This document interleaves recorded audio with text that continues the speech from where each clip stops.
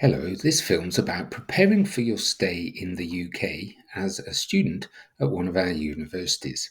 And I guide you through the essential steps for a smooth journey, especially if you're an international student or even if you're a home student, it's still helpful. So, let's start. So, first thing you need to do is to think about your accommodation, where you're going to live.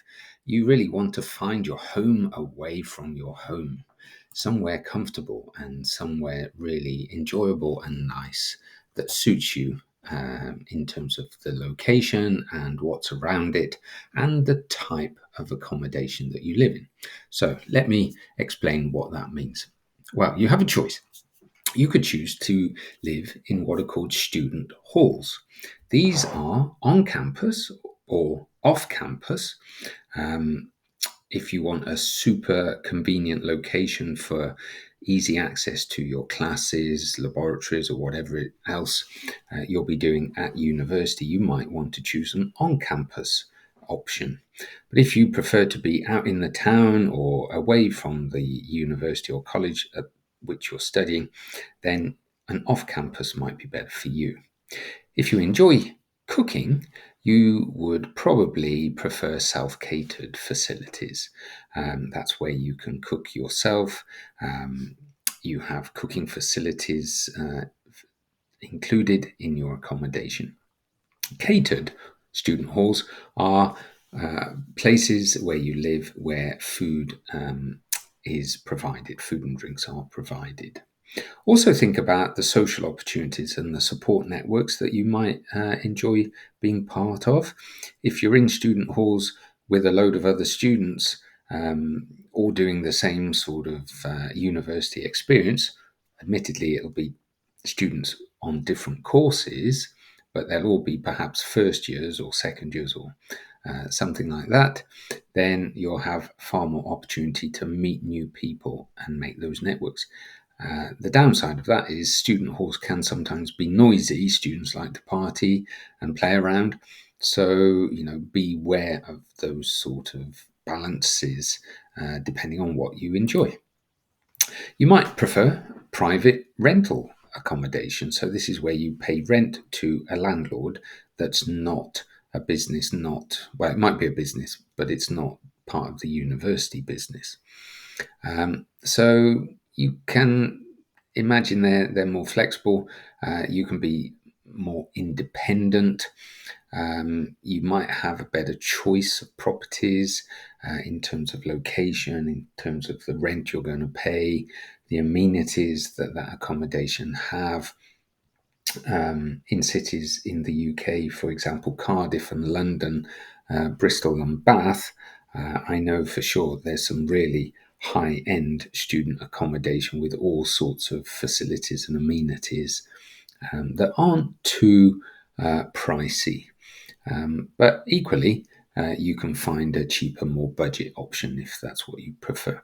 But in these situations, you really have to be careful about the tenancy agreement that you'll sign. You might have to go through an estate agent, or if you're used to American English, a realtor, to help organize you finding the accommodation and then liaising with the landlord on day to day matters. There's also things called homestays, which is more immersive, where you stay at somebody's home. So, this could be, for example, a British family who allow you to stay in a spare bedroom and you're fully sort of immersed in that home life. So, quite often, the host family might cook home cooked meals, provide some support. Different families do it quite differently. Some are very caring and thoughtful. Others are more offhand, if you like, more rely on you to be more independent. So really consider your personal preferences and lifestyle. A homestay could be a good, useful introduction to life in the UK and give you much more and better understanding of the culture here than if you're in your own private rented flat somewhere without that social network around you. Also, think about your finances. Obviously, you've got to pay tuition fees. So, you've got to understand for the course and the university you want to go to, what's that going to cost you? Are there options for your funding? Explore them. Things like scholarships, perhaps loans from family or banks, those sort of things. What about the living costs? They vary dramatically depending on where you're going to be. For example, if you're going to be in London, the rent is going to be much higher than outside of London, especially in the north of England, Scotland, and perhaps some parts of Wales. What about food? What about utilities like water, electric, gas? Here in the UK, we have private energy suppliers. It's not like some countries where the government supplies your energy. So here, the price can change depending on your region and which energy and water supplier um, you buy from. Things like transportation. If you're out in the middle of the countryside, transportation could be quite costly because you might have to rely more on taxis because there's not such a frequent, accessible public transport system. But if you're in the middle of London, the public transport is good, and so also that's kind of linked to your social activities. What sort of things do you like doing? Are you a kind of outdoorsy person? So maybe a rural or semi-rural location will be better than a in the town centre.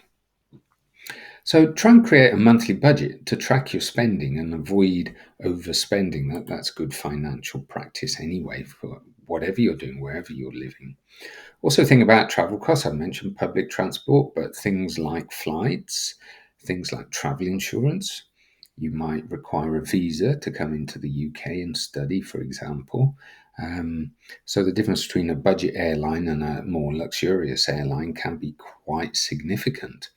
And depending on how you're going to travel, whether you're on like a super economy basic budget seat or excuse me, a more luxurious business class seat, the price will change massively. Can you travel if you want to save money off peak? So avoid those times of the year. For example, usually the 1st of January for about a week or two is kind of peak travel time for students coming back home from home into the UK to start their studies again in the new year.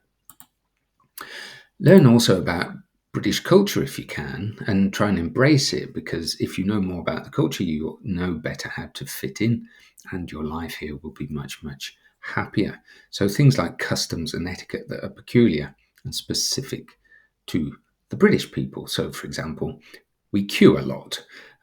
International students aren't always used to those sort of behaviours where you see a long line of people waiting quite patiently to be served in a shop, for example.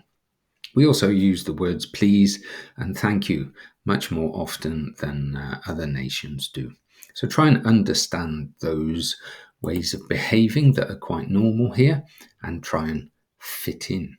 You know, when somebody gives you something, or perhaps they let you go first, or open a door for you, they're expecting to hear a thank you from you. And if you don't reply with a thank you, then it's kind of like, oh, they're a bit rude, aren't they?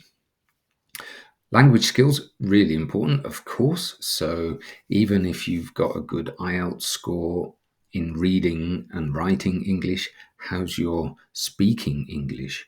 So try and get as fluent and confident as you can. And that comes with practice, of course.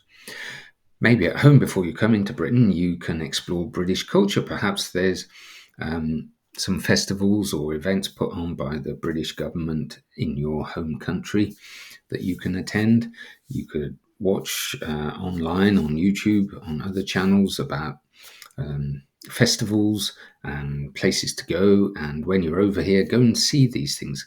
Be part of local events that are specific to the place that you're living in. But most of all, be open to these new experiences. You're going to be an international student, so you're probably very excited and will embrace this local culture very, very easily. So, key takeaways: thorough planning is essential if you're going to have an easy move into UK study and UK life here whilst you're a student. Think about where you want to live, what meets your needs, and what meets, importantly, your financial budget. Create a realistic budget and track your spending as you go along, and try and embrace, look forward to, and enjoy learning about Britain and British culture. Be prepared because there will be challenges, um, but do seek support. Your UK university, there'll be lots of staff there with different expertise, from academic to librarians to health experts, visa immigration experts, who can help you with the challenges that you're facing, whether you're ill, problems with money, ill health, whatever. People are there to help you. Hope you like that film. I hope it's been useful. If you did, give me a thumbs up.